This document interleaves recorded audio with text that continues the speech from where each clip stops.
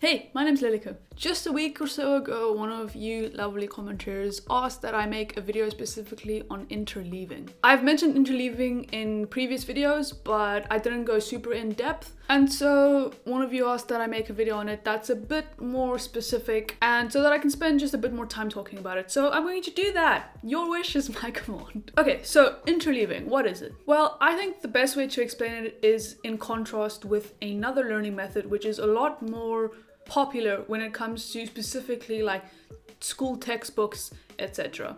And that's called blocked practice. Blocked practice involves a lot of repetition in the hopes of long-term memory consolidation. So for example, at the end of a chapter in a book, oftentimes there'll be a lot of questions on the material in the chapter, but it'll be like 30 questions on just one concept, so that you can kind of repeat it in the hopes of kind of ingraining it in your brain. Now, interleaving is the exact opposite of that. When you practice interleaving, you mix stuff up a lot more, which I'll get into in just a second. But let's just quickly cover a bit of a formal definition of interleaving so you have an idea of what I'm talking about when I use some real-world examples. So the point of it is to try and improve long-term memory consolidation. Because if the subject of your attention is constantly changing, as each practice attempt is different, short-term memory retrieval just doesn't work. This forces your brain to constantly recall like further off information, which improves long-term memory consolidation because it strengthens the neural pathways between the information. Now, interleaving works because it is based on a principle called productive struggle. Essentially, the easier a task feels, the less your brain is engaged and the less you are learning. However, if learning feels a bit more difficult and strenuous, your brain, there's a bigger chance that what you are learning will actually stick. If you want to learn a bit more about the neuroscience behind why productive struggle works, because it affects interleaving and why interleaving works, I'll link the video that I made on productive struggle in the card. You can go check that out, just in case you're curious.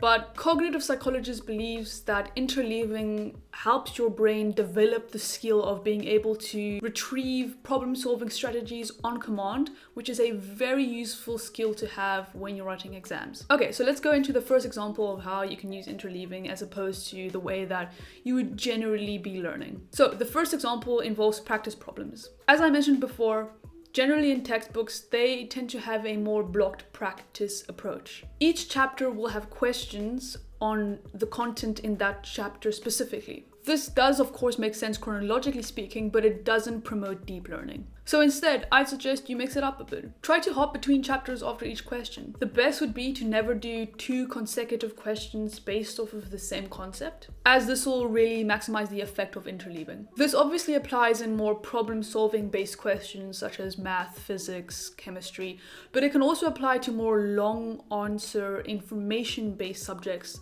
such as history, geography, and biology. If you're feeling real quirky, you could even interleave questions from different subjects. Like do a math question, then do a physics question, do a bit of a chemistry question, really mix it up. It'll definitely feel more difficult than just regular block practice, but remember, it's because your brain is working harder, which forces it to remember better. The second example would be when you're using flashcards. If you've been on this channel for any amount of time, you'll know that I'm a big advocate for spaced repetition implemented via the use of flashcards. Not only are flashcards a very easy and effective way to implement spaced repetition, but they also, as an added bonus, make it very easy to practice interleaving. So instead of having your pile of flashcards in perfect order and practicing them in that specific order every time you're revising, shuffle the cards up a bit. Have a random order every time you're practicing your revision. As with the practice problems, you can even interleave